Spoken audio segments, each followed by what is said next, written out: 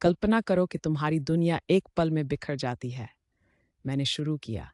मेरा दिल मेरे सीने में जोर से धड़क रहा था जब मैंने अपनी बहन का सामना किया। जब तुम्हें पता चलता है कि तुम्हारी बहन वास्तव में तुम्हारी माँ है। उसका चेहरा पीला पड़ गया। वह रहस्य जिसे वह वर्षों से छुपा रही थी, अब उजागर हो गया था। मैंने डीएनए परीक्षण के परिणाम और जेनेट से मिले चौंकाने वाले संकेतों को बताया और उसकी दुनिया उसके चारों ओर बिखरती हुई प्रतीत हुई। उसके चेहरे पर आंसू बहने लगे जब उसने आखिरकार वह सच कबूल कर लिया जिसकी मुझे पहले से ही आशंका थी।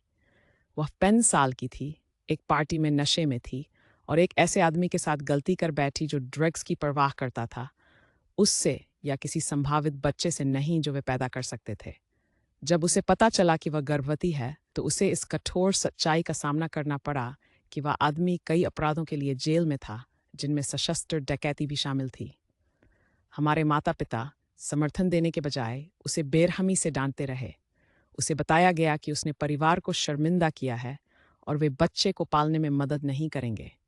उससे उम्मीद की गई कि वह काम करेगी, खुद को और अपने नवजात शिशु को सहारा देगी। दबाव सहन कर पाने के कारण वह रात के बीच में भाग गई, अपने पीछे सब कुछ छोड़कर जिसे वह जानती थी।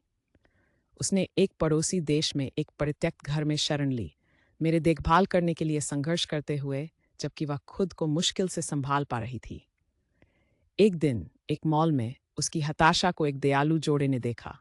उन्होंने पूछा कि क्या हमने अपनी माँ को खो दिया है, और अवसर का लाभ उठाते हुए उसने एक कहानी गढ़ी जिसने हमें पालक देखभाल और अंततः गोद लेने की ओर ले जाया। हमारे जैविक माता-पिता जो उसे खोज रहे थे को पत्र के माध्यम से सूचित किया गया कि उसने एक स्थिर जीवन पा लिया है और उनसे अपनी खोज बंद करने का अनुरोध किया।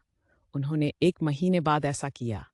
वर्षों बाद हमारे पिता ने उसे पाया, अपने पिछले गलतियों के लिए माफ़ी मांगी और वे गुप्त रूप से संपर्क में रहे।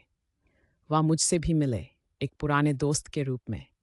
मुझे खुशी है कि मैं उन्हें जान पाया, भले ही मैं नहीं जानता था कि वह वास्तव में कौन थे। हमारे गोद लेने वाले परिवार, जो सच्चाई से अनजान थे, ने हमें वह घर और प्यार दिया जिसकी हमें ज़रूरत थी। उसकी कहानी सुनकर मेरे ऊपर समझ की एक लहर आ गई। मैंने उससे कहा कि मैं समझता हूँ कि उसने जो किया वह क्यों किया।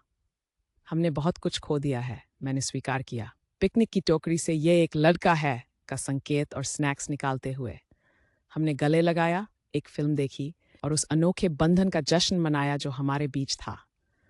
जब मैं घर वापस जा रहा था तो मुझे एक अजीब तरह की पूर्णता का एहसास हुआ।